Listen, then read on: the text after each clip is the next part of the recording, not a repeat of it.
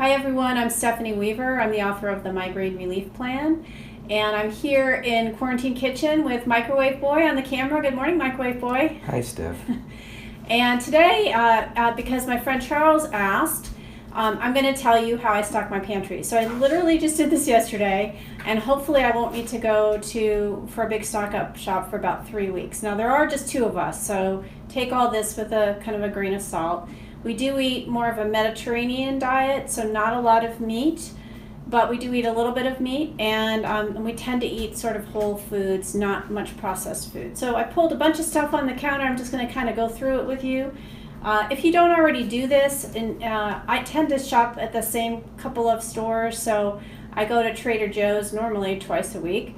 So I know the layout of the store. So when I make my shopping list, I literally write it out in the order where I'm going to find it in the aisles, which makes my shopping much more efficient, which is really important because yesterday, people were waiting in line up to 45 minutes to get into the store because they were, metering people so we could stay apart from each other. So once you get in, you want to get your stuff and get out of there so the next person can get in.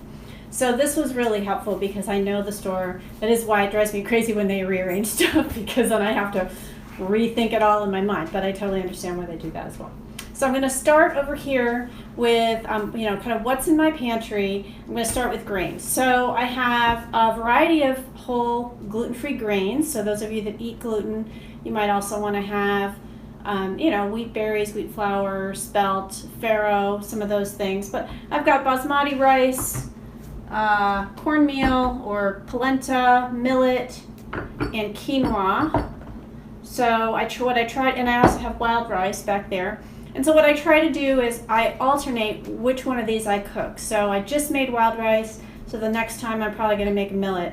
And I circle around through those 4 or 5 greens so we're not eating the exact same thing all the time. And that's good in terms of nutrition, but also making sure you're not building up anything that might, be in that particular grain. Those are like the base of what you're going to make too, like you're going to be so the base, so the base would be like, then you might make a stir fry, you might make a grain bowl, you might just have it as a side with the rest of the meal. So, or a casserole. So I might do any of those things with a cooked grain. So pre-cooked grains is great. And then we do have some gluten-free pasta from time to time. I actually made a sort of a pasta primavera yesterday with the last of my marinated artichokes and some basil from the garden and a couple of tomatoes. I have a tomato plant that for some reason didn't die, so it's starting to produce tomatoes again.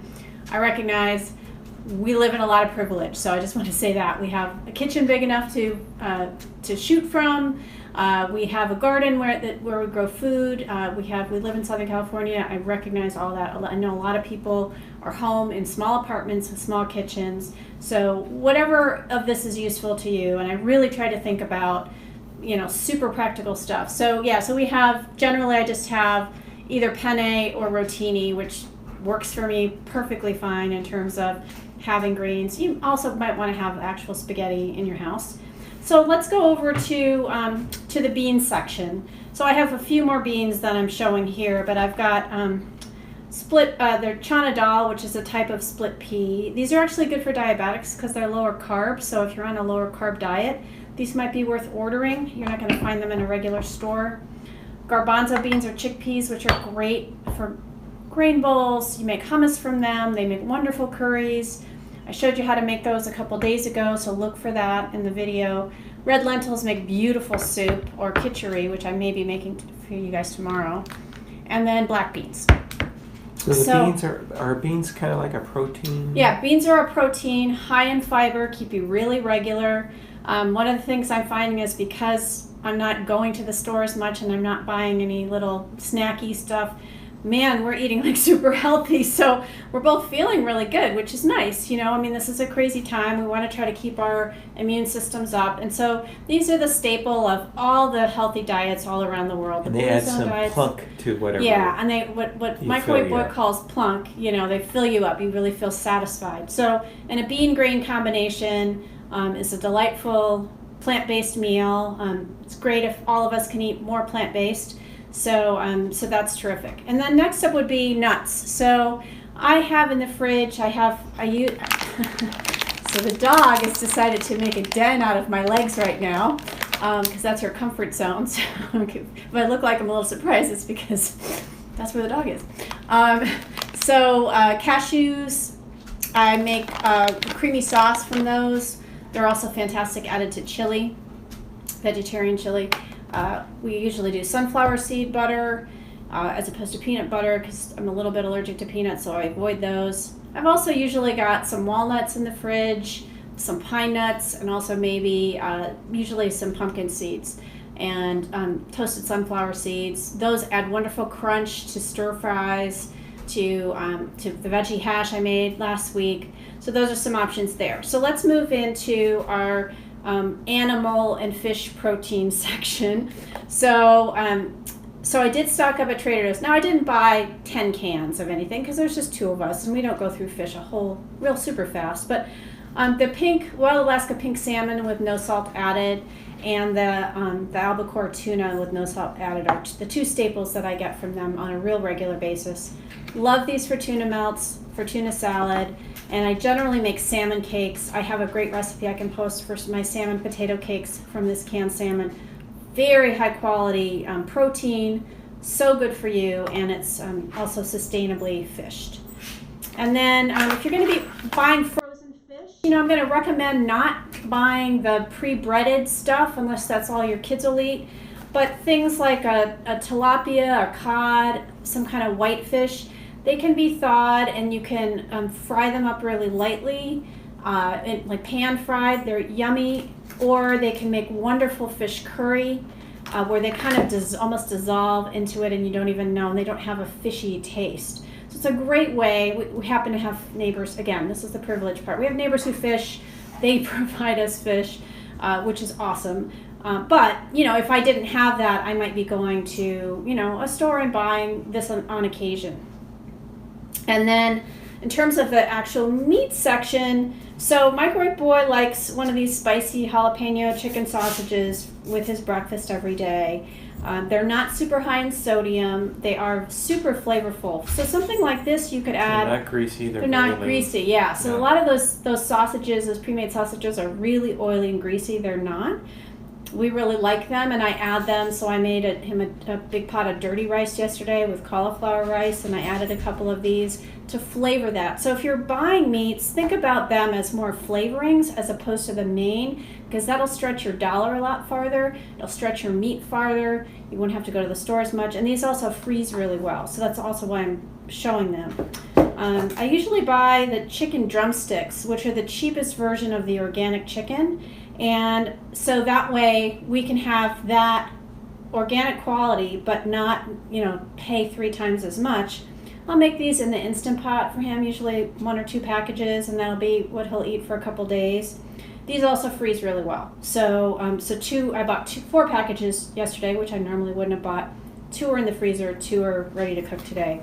And then the other meat that we get pretty regularly is ground turkey, and so I might make turkey burgers, chili, the dirty rice that I make for Microwave Boy.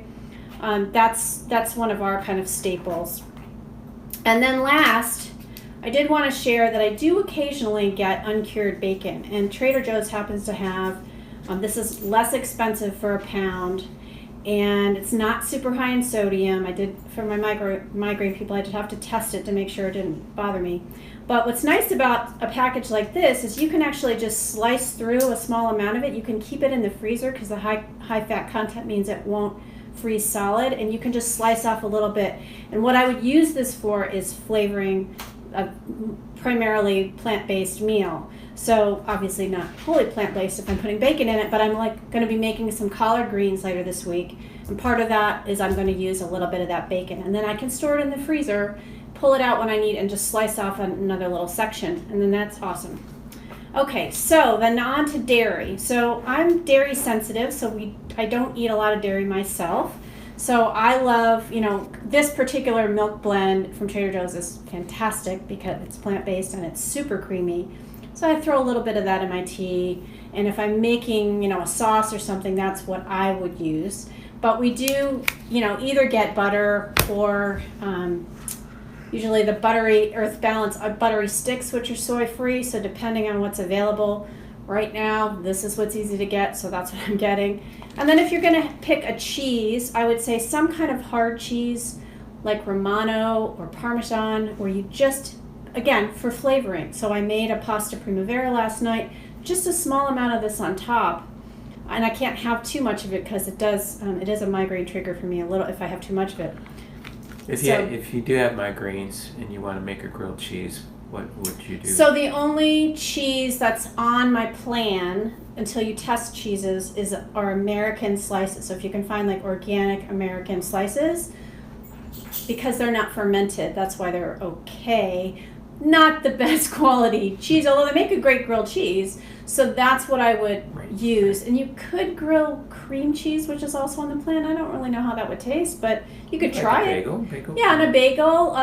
So you could do that, in a panini press or on a waffle iron. You could make grilled cheese in a waffle iron or on the stove, obviously. Maybe that I would, if I was using cream cheese, I might do some, thinly sliced, like a smoked turkey or something where that, you get maybe a little coating of mustard or something to give it some more savory flavor, because cream cheese is on the sweeter side. Okay, so let's move on to vegetable. Well, actually, I'm going to go with condiments, and because that's kind of what's sitting here. So I was trying to think, like, if you didn't have a lot in your kitchen right now, and you were going to buy a couple things, but didn't want to go crazy because maybe you don't cook that much, and when this whole thing's over, you're not necessarily going to be cooking that much, although hopefully you will a little bit more. So the 3 spice blends I would recommend buying if you don't have any spices are chili powder, Italian herb blend or Italian spice blend, and a curry powder, usually like a mild curry powder. Now this is not, like, if you're actually making real Indian food, you would never use this. You would actually use all the spices that would go into this, but we're being real here. So those are the 3 that if you didn't have any spices in your house, I would recommend, because that's like a yellow curry. Yeah, so it's a yellow curry. It's a mild blend. And so this would be the base for masala, for curry, for fish curry, for chicken-based curry, the garbanzo bean curry. It's fantastic if you toss cauliflower with it with olive oil and roast the cauliflower. So that's your sort of South Indian, blend. Then this is for Mediterranean flavor profile, and this would be Mexican flavor profile. So those 3 blends would get you really far in terms of variety. Now the other things that I would consider stocking, if you want to do more Asian stuff like stir fries, small bottle of fish sauce, which is a literally fermented anchovies, very salty. I can only have a tiny amount, or I will get a migraine. And then dark toasted sesame oil adds incredible flavor. You don't cook with it, you season with this, because it does have a lower smoke point, meaning it'll burn more easily. And then I forgot to replace this, but coconut aminos or tamari or low sodium soy sauce, that's a great, so this is sort of your Asian flavor profile. Could add this in on that. And then if you're going, kind of Latin, Mexican, you've got this flavor profile. And hot sauce is kind of essential, so if you don't have that in your fridge. Then the other thing, if you want a mustard, Dijon is a classic, makes great salad dressing, fantastic on sandwiches. You can make, chicken, sauce for chicken. So it's a great emulsifier for salad dressings, meaning it keeps the oil and the vinegar from separating. So you can see I'm almost out of that, but that's okay. It takes me forever to go through it. Okay, so let's talk about a couple other sort of basics. So if you're low on oil, some coconut oil is really good for the brain, and anti-inflammatory olive oil, whatever you can afford. I mean, this is not crazy expensive, but it's pretty pricey, in the big scheme of things compared to like a corn oil or vegetable oil. It's definitely expensive. But you're getting incredible nutrition from this, and we do cook with this, but it's also fantastic drizzled on the salad, drizzled on avocado or hummus toast. It just has a fantastic flavor, and it's full of anti-inflammatories and antioxidants, which are very good for our immune system. So again, this is what we're looking for. And then I wanted to give you this tip that if you buy coconut cream, if you like coconut milk, you buy a can of coconut cream, you can thin this with a second can, and that is regular. That's the equivalent of 2 cans of regular coconut milk, or 3 cans is the equivalent. 2 cans of water gives you 3 cans worth of light coconut milk. And you can freeze that, so you can mix it all up and then freeze the other 2, and then you've got basically 3 cans worth or 2 cans worth. So that way you're buying fewer cans, but stretching it farther. Hopefully that made sense. Then if you don't have any good quality vinegar, a white balsamic is great. It's pretty light, but it also has a really nice flavor, and it can be used instead of white vinegar. I also use apple cider vinegar for a lot of stuff, but that's the one I pulled out. And then, mayo. Always good to have mayo in the house. Okay, so now let's move into our vegetables. Canned Italian tomatoes are fantastic to have in the pantry. You can make chili with them, spaghetti sauce, just all kinds of, it's just such a great base. It can be a base for soup, and they're usually no salt added, so that's great for me being on a low sodium diet, and it's good for everyone because then you can add salt to your taste. And I did do a whole veggie prep video you can look for on my page. So in the freezer, I've got pre-diced, so I buy sweet potatoes, dice them up, freeze some of them. So then those are ready to go in the pan and cook. Any extra celery you can slice up, freeze, ready to go into whatever you're making. And then in terms of greens, I'm really focusing primarily on, if you're buying pre-bagged stuff, spinach lasts a long time. It can go straight into a smoothie. It can go straight into a pan. So if you're not eating it fast enough as a salad, you can cook it. You can also freeze it. So that's good to know. And then the romaine lettuce, just when it's, so if lettuce has been picked, it's going to start degrading faster. The reason I buy romaine is because they cut it off and you get kind of the whole plant, just not the rest of the roots. So it's just going to hold up. Like, this is probably at least a week old and it's still perfectly fine. So if I'm buying lettuce, which I do like, we do like having greens. We try to have a salad midday every day. I want to buy something that's not going to go bad in 2 days because I'm trying not to go to the store very often. So this is a good choice for that. And then the other things I'm buying are, potatoes, pretty obvious, and carrots, because they will stay in the fridge for a month. So those are ones that I always have and restock. And then microwave boy really likes an apple every day, so I try to get the smaller size organic apples, so then the bag lasts longer because the apples are smaller. So and if I don't get to them, you make. Yeah, and so then if he doesn't get to them, I will make applesauce. So actually, that happened a week or so ago. So I made applesauce, just apples and cinnamon in the Instant Pot, and that way nothing goes to waste in this house.